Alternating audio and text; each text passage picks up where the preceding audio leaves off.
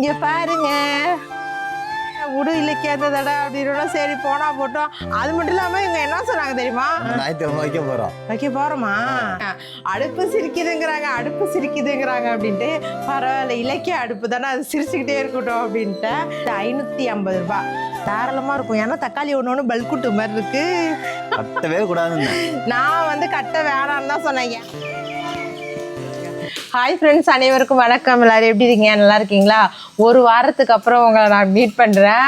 ஒன்றும் இல்லை, உடம்புலாம் எல்லாருக்கும் நல்லா இருக்குது, நல்லா தான் இருக்கிறோம். இந்த வீட்டு வேலையினால என்னால் வீடியோ எடுக்க முடியல. கேஸ் இருக்கும் போதே அடுப்பும் கையுமா தான் அலைஞ்சிக்கிட்டு இருப்பேன். இப்போ கேஸ் தட்டுப்பாடு வந்ததுலேருந்து டிஃபன்லேருந்து சும்மா அந்த டீ மட்டும்தான் கேஸில் போடுறது. மற்றபடி எல்லாமே வந்து அடுப்புங்கும் போது ஃபுல் அண்ட் ஃபுல் வந்து நம்ம இங்கேயே தான் கூடியிருக்கிற மாதிரி இருக்குது. அதனாலே வேலையும் எதுவுமா கரெக்டாக இருக்கா, அதனாலே வீடியோவும் எடுக்க முடியல. அதுதான் ரீசன், மற்றபடி வேறு ஒன்றும் இல்லை. எல்லாருமே நல்லா இருக்கும். நீங்கள் எப்படி இருக்கீங்க? நல்லா இருக்கீங்களா? வீட்டில் எல்லோரும் நல்லா இருக்காங்களா? இப்போ வந்து காலை சாப்பாடு தான் நடந்துக்கிட்டு இருக்கு. காவியாவுக்கு மட்டும் இன்னைக்கு ஸ்கூல் இருக்குது, பாக்கி எல்லாருக்கும் தான் லீவ் விட்டாச்சுல. 12th கிளாஸ் ஸ்டார்ட் பண்ணுறாங்க இன்னையிலேருந்து. எக்ஸாம்லாம் முடிஞ்சிருச்சு, நேற்றோட 12th ஸ்டார்ட் ஆகுது. அதனால் இன்றைக்கி ஸ்கூல் போயிட்டுருக்காங்க, அப்போது கிளம்புறாங்க. இந்த பக்கம் வந்து சாம்பார் 2 in 1, காலைக்கும் மதியத்துக்கும் சேர்த்து சாம்பார். காலைக்கு டிஃபன் இங்கே போட்டாச்சு. காவியை வந்து சாப்பாடு வேணானே எனக்கு இட்லியும் சாம்பாரும் கொடுத்துருங்க அப்படின்னுடுச்சு. அதனால் வந்து சாம்பார் வச்சுட்டு அவங்களுக்கும் எங்களுக்கும் சேர்த்து காலையில் இட்லி, மதியத்துக்கு அப்புறமா சாப்பாடு மட்டும் வடிச்சுக்கலாம் அப்படின்ட்டு இப்போ இது பண்ணிகிட்டு இருக்கேன். எல்லாத்தையும் அதிகமாக இருந்துச்சு. தக்காளி காணும். தக்காளி அது இருக்குது, ஒரு இது இருக்குது, அது ஒன்றும் இல்லை. வீட்டில் இருந்தது இந்த ஒரே ஒரு தக்காளி தான். நேற்று நம்ம கொல்லையில் தக்காளி பறிச்சோமா, அது வந்து தோட்டத்தை வீட்டிலேயே வச்சுட்டு வந்துட்டேன். அது வீட்டுக்குள்ளேயே எடுத்துகிட்டு வரல. அது இன்னும் என்ன எப்படி இருக்குன்னு தெரியல, ஏதாவது குருவி கொத்துதா. பறிச்சு அங்கே வச்சுட்டு வந்தேன். சாயந்தரம் பறிச்சேன். எலிக்கு இல்ல, அது என்னன்னா தக்காளி வந்து காயா இருக்கும் போதே நல்லா ருசி கண்டுக்குச்சு. உள்ள வந்து நல்லா சதப்பத்தா நல்லா இருக்கா, அதனால காயா இருக்கும். மருந்து எதுவுமே கிடையாது. மருந்து இருந்து எதுவுமே கிடையாது, இயற்கையான தக்காளி இல்லையா. அதனால ஒரு எலியும் நல்லா குல்குன்னு இருக்கும் போல இருக்கு. அணிலும் அந்த மாதிரி அணிலும் அந்த மாதிரி வருது, குருவியும் கொத்துது. அதனால ஒரு 3 நாளா என்ன பண்றோம், இவ்வளோ பெரிய தக்காளியா வந்துருதா, கொஞ்சம் செங்காயா இருக்கிறதையும் பறிச்சிடுறோம். காயா இருந்து இவ்வளோ பெருசு இருக்கு பாருங்க, அதையும் பறிச்சிடுறது. இல்லைன்னா வந்து விட்டு வைக்காது, நம்மளுக்கு ஒரு தக்காளி பழம் கூட இருக்காது. தக்காளி லாஸாக போடுய எடுத்துட்டு வரணும். அங்கே போய் நிறைய பேர் அடுப்பு நாங்கள் கட்டிட்டோம் அப்படின்னு சொல்கிறீங்க. கொஞ்சம் இட வசதி, அடுப்பு கட்டுற அளவுக்கு இட வசதி இருக்கிறவங்க நாங்கள் கட்டிட்டோம் இல்லைக்கா அப்படின்னீங்க. ரொம்ப சந்தோஷம். ரொம்ப கொஞ்சம் ஃபஸ்ட்டு ஸ்டார்டிங்கில் கொஞ்சம் கஷ்டமாக தான் இருக்கும் அடுப்பில் செய்கிறதுலாம். அப்புறம் போக போக அதுவே கொஞ்சம் பழகிடும். ஏன்னா அந்த சிம்மில் வைக்கிறது அதெல்லாம் உங்களுக்கு கொஞ்சம் அதெல்லாம் சில பேர் வந்து ஒரு தடவை ஸ்டார்டிங்கில் அப்படி தான் அடுப்பை பற்ற வைக்கிறீங்க, எப்படி சிம்மில் வைப்பீங்க நாங்கள் பாருங்க, எனக்கு நெஞ்சே அடைச்சிட்டு. அதை உங்களுக்கு தெரியாமல் கேட்டிருக்காங்க. சிம்மில் வைக்கிறதுனா ஒன்றுமே கிடையாது. நம்ம கேஸில் வந்து என்ன பண்ணுவோம், அடுப்பு ஹையில் வச்சுட்டு சிம்மில் வைக்கிறதுனா இப்படி திருவிப்போம். அடுப்பில் வந்து எரியிற கொல்லியை அப்படியே லைட்டாக இழுத்து வச்சோன்னா அது சிம்மில் ஆகிடும். அதுதான், மற்றபடி இது பெரிய விஷயம்லாம் கிடையாது. சாம்பார் கறந்தீங்க. இன்னைக்கு வேலைக்கு ஆள் வருவாங்களாங்க? ஆனாங்க உண்மையாக வந்து நம்ம கேஸை விட இது வந்து எனக்கு சீக்கிரமாக வேலை ஆகிடுது. இப்போ தான் பருப்பு வேக போட்டு முன்னாடியே வச்சுட்டேன்னா காய போட்டு கொதி வந்துருச்சு.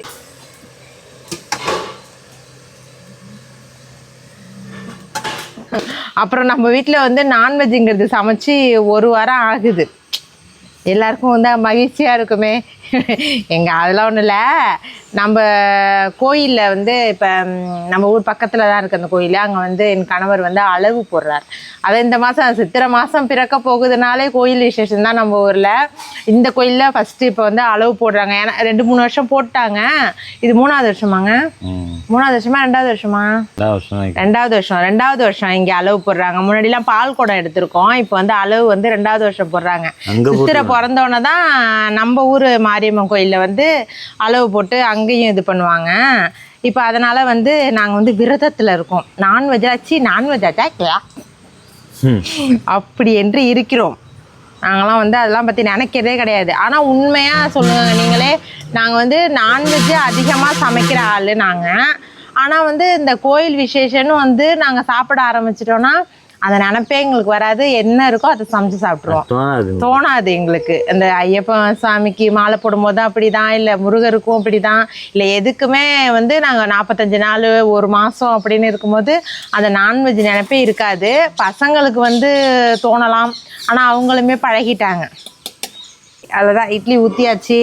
இதுக்கப்புறம் வண்டி நிற்காது. எங்கே போகுது வண்டி வந்து இன்னைக்கு நிறைய வேலை இருக்குது, அதனால தான் காலையிலே ஊருக்கு போகிறேன். லீவ் விட்டாச்சுல, நான் வந்து எங்கள் அம்மா வீட்டுக்கு போகிறேன். இன்னும் 6 நாள் தான் இருக்கு. லீவ் முடியவா? எத்தனாம் தேதி? 6ஆம் தேதியா? 6ஆம் தேதியா ஸ்கூலு? ஏன் புகையில் உட்காந்துருக்க? ஏந்திரி. அதெல்லாம் மூடி வச்சிடும். கொதிக்கிட்டு காய் இன்னும் வேவலை, இப்போ தானே போட்டேன், அதனால காய் வேகட்டும். இதில் ஒரு 2 ஈடு எடுத்து ஹாட் பாக்ஸில் வச்சிட்டேன்னா போதும். அது காவியாவுக்கு ஆட்டோ வர்றதுக்கும் சாம்பார் ரெடியாக வர்றதுக்கும் கரெக்டாக இருக்கும். இங்கே பாருங்க, நம்மளோட வீடு ரெடி ஆயாச்சு. எப்படி இருக்குன்னு சொல்லுங்கள். இதுதான் நான் வந்து இந்த கலரு இதே மாடல் எல்லாமே வந்து இங்கே ஒரு பிக்சர் தெரியுதா? அந்த பிக்சரில் எப்படி இருக்குது அதே மாதிரி வந்திருக்கா என்னன்னு சொல்லுங்கள். அதே மாடல் நாங்கள் வந்து இதில் கொடுத்து எடிட் பண்ணி வச்சுருந்தோம். அதே கலரு அதே மாடல் எல்லாமே வந்து சேமாக வரணும் அப்படின்ட்டு. இதில் இன்னும் வேலை முடியலை. இந்த இடம்லாம் வந்து இதே மாதிரி கோலம் வரும். நான் என்ன சொன்னேன், அவங்கள்ட்ட பெயிண்ட் அடிச்சாங்களா? பெயிண்ட் அடிச்சிருக்காங்க. ஒரு கோட்டிங் தான் பெயிண்ட் அடிச்சிருக்காங்க, இன்னொரு கோட்டிங் இருக்குது. ஏன்னா வந்து தரையில் நம்ம ஈரம் அதிகமாக விட்டதுனால கீழெலாம் வந்து ஈரம் இழுக்க ஆரம்பிச்சிட்டு, பெயிண்ட் அடிக்கவும் ஈரம் வந்து நல்லா இழுக்க ஆரம்பிச்சிட்டு, அதனால் காயட்டும் அப்படின்ட்டு ஒரு 2-3 நாளைக்கு அப்படியே விட்டாச்சு. இந்த இடத்துல கோலம் வரும்.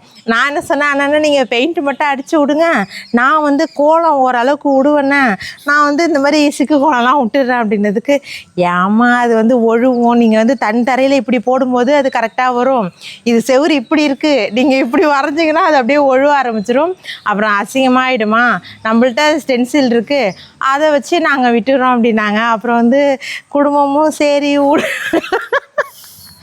சரி விடுங்க விடு இலக்கியா இந்த தடவை அப்படின்னா சரி போனால் போட்டோம். அது மட்டும் இல்லாமல் இவங்க என்ன சொன்னாங்க தெரியுமா, இலக்கியா நீ வேணாம் கோலம் விட வேணாம் அப்படின்னாங்க.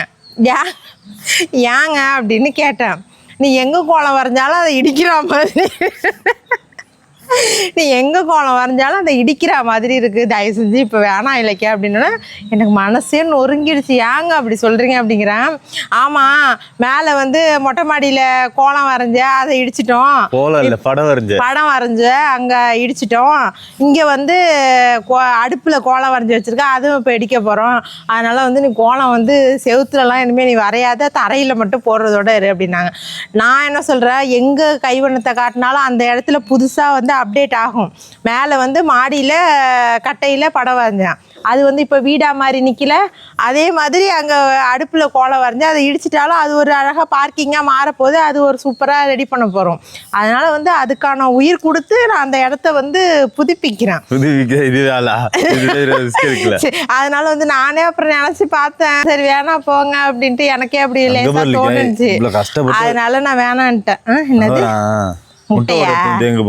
அப்புறம் வாங்க நம்ம வீட்டை வந்து பாருங்க, வாங்க வாங்க வாங்க. அப்புறம் ஃபஸ்ட்டு வந்து இதுதான் இப்போ போட்டிருக்காங்க. இதே மாதிரி இந்த இடத்துல வந்து இங்கே இந்த பார்டர் வந்து இங்கே வளையமாக சொல்லியிருக்கேன் நான். அந்த பிக்சரை பார்த்தீங்கன்னா தெரியும், அந்த பிக்சரில் வந்து அப்படி தான் இருக்கும், இங்கே வளையமாக இருக்கும். அதே மாதிரி இங்கே வந்து ஒரு குட்டி கோலம் இந்த 2 பக்கமும் வரும், இதெல்லாம் கட்டையில் வரும். இந்த இடம் வந்து இன்னும் ரெடி பண்ணல, நம்மளுக்கு வாசலை ரெடி பண்ணிவிட்டு, வாசல் இல்லை அரிகால் வந்து இங்கே வச்சுட்டு அதுக்கப்புறம் நம்ம இது பண்ணிக்கலாம் அப்படின்ட்டு இருக்குது. இதை மட்டும் கட் பண்ணி வச்சுருக்காங்க. அரிகால் வந்து இந்த மாதம் வைக்கலாமா என்னான்னு சொல்லுங்கள். அப்புறம் நிறைய பேர் வந்து இந்த மாதம் வைக்கிறாங்களா? இல்லை, நம்ம ஞாயிற்றுக்கிழமை வைக்க போகிறோமா? சரி பரவாயில்ல, பிரம்ம முகூர்த்தமாக பார்த்து ஞாயிற்றுக்கிழமை நல்லா தான் இருக்கும், பார்க்கணும். நானும் கேலண்டர் பார்க்கல. அப்புறம் வந்து நிறைய பேர் வந்து இந்த மாதம் குடி போக வேணாம் அப்படின்னீங்க. எனக்கு குடி போகக்கூடாதுன்னு தெரியும், ஆனால் வந்து இது நம்ம சும்மா நம்ம கிச்சன் மாதிரி தானே, தோட்டத்தை பக்கம் தானே கட்டியிருக்கோம் அப்படின்னு தான் நான் வேணாம் அப்படின்னு விட்டுட்டேன். அரிகா வைக்கல அப்படின்ட்டு. சரி அப்புறம் அத்தை சொன்னாங்க, இல்லைப்பா வீடுன்னு கட்டியாச்சு அதில் அரிகா வைங்க அப்படின்னாங்க. சரி அரிகாவில் வச்சுட்டு இருந்ததே இருந்துட்டோம், இன்னும் 1 மாதத்துக்கு இருக்க முடியாதா நான் அப்படின்னு பார்த்துட்டு, எதாக இருந்தாலும் சித்திரை மாதம் வந்து புதியதோர் தொடக்கம் பண்ணுறது வந்து சித்திரை மாதம்தான். அதனால் அந்த தொடக்க நாள்லேயே நம்ம தொடக்க மாதத்துலேயே நம்மளும் தொடங்கலாம் இந்த வீட்டிலேருந்து அப்படின்ட்டு நாங்கள் சித்திரை மாதமே ஒரு நன்னாள் பொன்னாளாக பார்த்து போகலாம் அப்படின்ட்டு இருக்கோம். அப்புறம் நிறைய பேர் வந்து அக்கறை காட்டி இதை வந்து நினப்பில் வச்சுக்கிட்டு ரொம்ப இதாக சொன்னவங்களுக்கு ரொம்பவே நன்றி. ஏன்னா நான் தெரியாதனமாக நான் செஞ்சுருந்தேன்னா அது வந்து எனக்கு அதுவே மனசு ஒரு கஷ்டமாக இருந்திருக்கும். இந்த மாதிரி அதனால தான் நான் ஒரு விஷயத்தையுமே உங்கள்கிட்ட நான் ஷேர் பண்ணி கேட்பேன், இது செய்யலாமா இது செய்ய வேணாமா அப்படின்ட்டு. அதனால் நீங்கள் சொன்னதை பார்த்து நினச்சி நாங்கள் இந்த மாதம் போகலை, சித்திரை மாதம் தான் போகிறோம். அப்புறம் பெயிண்டிங்லாம் எப்படி இருக்குது அப்படின்னு சொல்லுங்கள். இப்போதைக்கு ஒரு கோட்டிங் தான் கொடுத்துருக்கோம், இன்னொரு கோட்டிங் வரும். 2 நாள் தான் சொன்னேன் இல்லையா, 2 நாள் வந்து கேப் விட்டுருக்காங்க. அப்புறம் வந்து இந்த இது கொடுத்துட்டோங்க, இங்கெல்லாம் வந்து சட்டுமுட்டு சாமான் அப்படி தான் கிடக்கு, பெயிண்ட் ஜாமான். அப்புறம் வந்து இன்னொரு விஷயம், அடுப்பு வந்து உண்மையாக வந்து எனக்கும் தெரியல, என் வீட்டுக்காருக்கும் தெரியல, கட்டின கொத்தனாருக்கும் தெரியல இந்த அடுப்பு சிரிக்குதா இல்லையான்னு. அதிக பேர் கமெண்ட்டில் வந்து உங்கள் அடுப்பு வந்து சிரிக்கிற மாதிரி இருக்கணும் தான் நான் அந்த தம்ப்நெயிலில் பார்க்கவும் ஆமாம்ல அப்படின்னு அவங்களாமே கமெண்ட்டை பார்த்துருக்காங்க. அடுப்பு சிரிக்குதுங்கிறாங்க, அடுப்பு சிரிக்குதுங்கிறாங்க அப்படின்ட்டு. பரவாயில்ல, இலக்கிய அடுப்பு தானே, அது சிரிச்சுக்கிட்டே இருக்கட்டும் அப்படின்ட்டு. அது வந்து எனக்கு வந்து ஆனால் சிரிக்கிற மாதிரி தெரியல, கண்ணு இப்படி வச்சுட்டு ஆளு இருக்கா மாதிரி தான் இருக்கு. நம்ம ஏன்னா அந்த முட்டு வைக்கல, அது இப்படி வைப்பாங்களே அந்த மாதிரி வைக்கல, அதனால உங்களுக்கு அப்படி தெரியுதுன்னு நினைக்கிறேன். இங்கே வந்து கீழேயும் இந்த வாய் உள்ள மாதிரி இப்படி மடிச்சு விட்டுருக்காங்களா, அதுவும் அப்படி தெரியலாம். எப்படியோ நல்லபடியாக அடுத்தவங்களுக்கு பசி ஆத்துனா போதும். நான் அது அந்த மாதிரி எரிஞ்சு அது நல்ல விதமாக இருந்தால் எங்களுக்கு போதும். எப்படியோ இதுக்கப்புறம் வந்து இதை மாற்றலாம் முடியாது. இதுதான் அடுப்பு. இதில் வந்து பெயிண்டிங் பண்ணணும். அந்த இது என்னது, இதுதான் ரெட்டாக்சில் தான், ரெட்டாக்சில் தானே, ரெட்டாக்சில் வந்து கலர் கொடுத்துருக்காங்க. நம்மளுக்கு பெயிண்ட் அடிக்கிறவங்களும் வந்து இதில் பெயிண்ட்டாக அடிச்சு விட்டுலாம், அது நல்ல பெயிண்ட்டு, அது உங்களுக்கு நல்ல டார்க்காக இருக்கும் கலரு அப்படின்ட்டாங்க. அப்புறம் வந்து இந்த டைல்ஸ் ஒட்டியிருக்கோங்க. ஏன்னா வச்சுக்கோங்களேன், எப்படி தான் இருந்தாலும் நம்ம சமைக்கும் போது இங்கே இந்த கலர் தான் நம்ம கொடுத்துருக்கோம். ஒரு சாண்டில் மாதிரி, சாண்டில் தானே இது, ஒரு மாதிரி மஞ்சளும் சாண்டிலும் கலந்த மாதிரி ஒரு கலரு. இது வந்து நம்ம தாளிப்பு அந்த மாதிரிலாம் செய்யும் போது கண்டிப்பாக இதில் எப்படி சமைச்சாலுமே இதில் பட்டுரும்.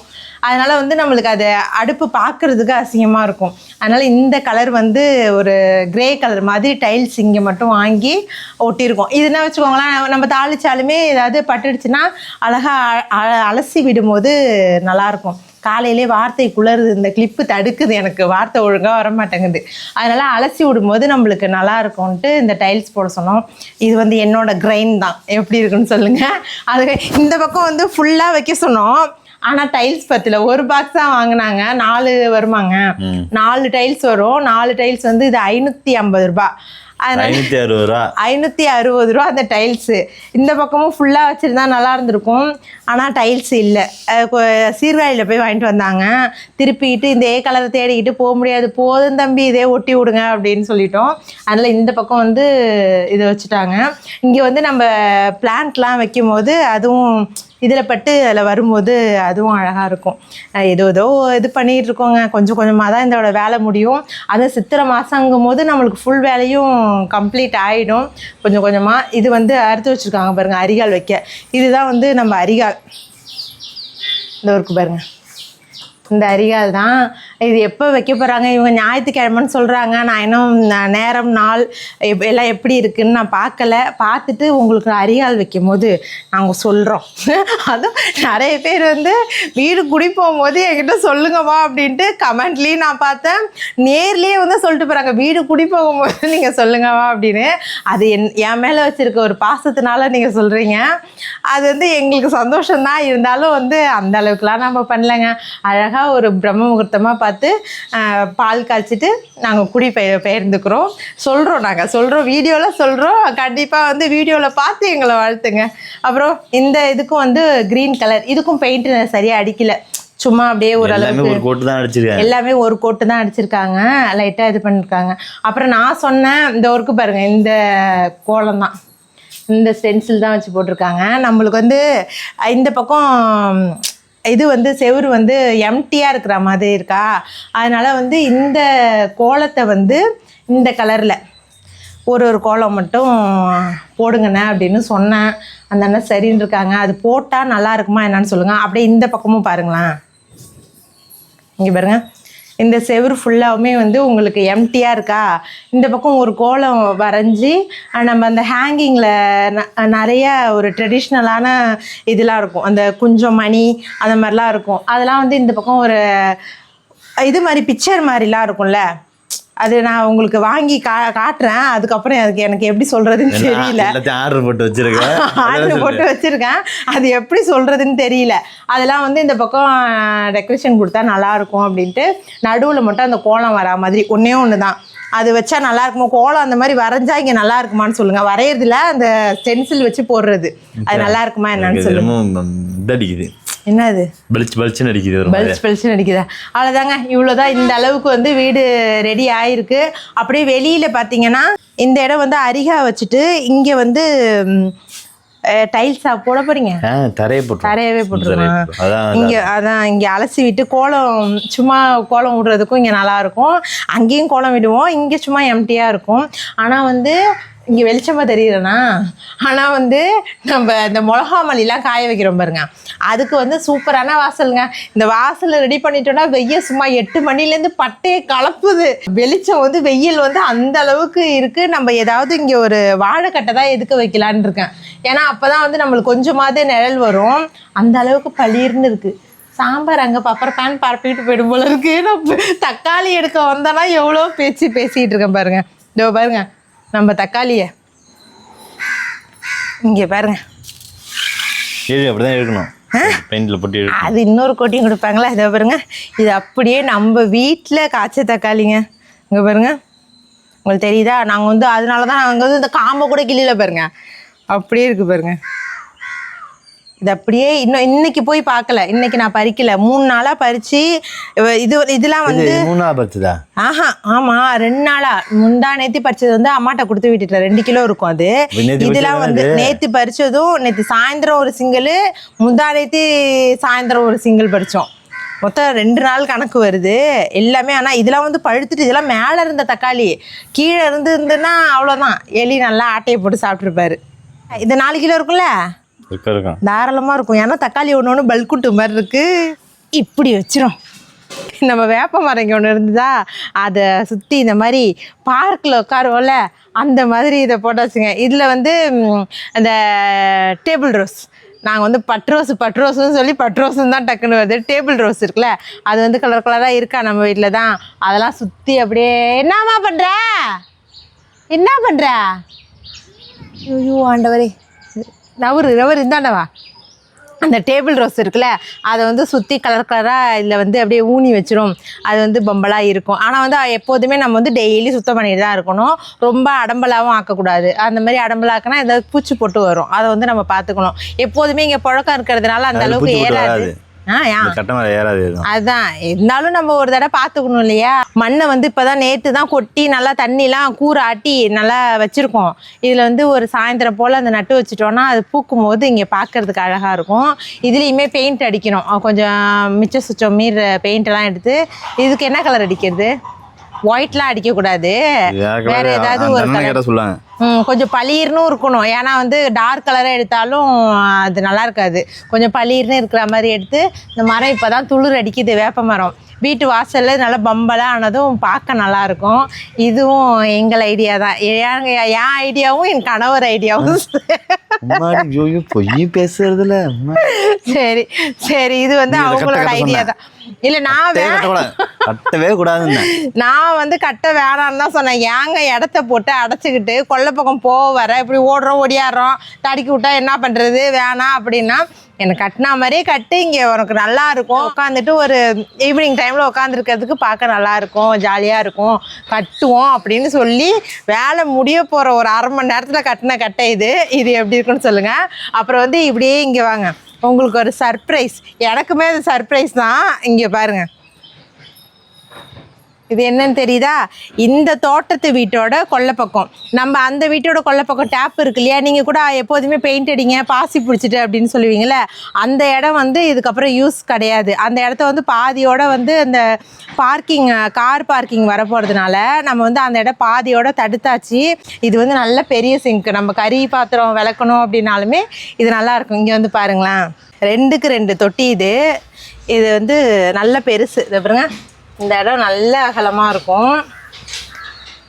இந்த பாருங்க நல்லா இருக்கும். எந்த இடத்துல இருந்து வேணா கழுவிக்கலாம். இப்படி வேணாலும் நின்று கழுவிக்கலாம், இந்த பக்கம் வேணாலும் நின்று கழுவிக்கலாம், எப்படி வேணாலும் நின்று கழுவிக்கலாம். இந்த பக்கம் வந்து நான் இந்த கல் நான் தான் போட சொன்னேன். இந்த கடப்பா கல் ஒன்று இருந்துச்சு, அதனால் இது இங்கே எடுத்து போட்டுருங்க அப்படின்னு. ஏன்னா இங்கே நம்மளுக்கு பாத்திரம் கழுவி வைக்கிறதுக்கும் நல்லாயிருக்கும். ஈவினிங் டைமில் இப்படி உட்காந்துருக்கும் போது நம்ம இங்கே உட்காரவும் நல்லாயிருக்கும். எந்த இடமா இருந்தாலும் நம்ம சுத்தம் பண்ணி அதில் வச்சுக்கிட்டோன்னா யூஸ் பண்ணுறதுக்கு நல்லாயிருக்கும். அதனால் வந்து பாத்திரம் கழுவ நம்ம உட்காரதுக்கு எல்லாத்துக்குமே நல்லாயிருக்கும்.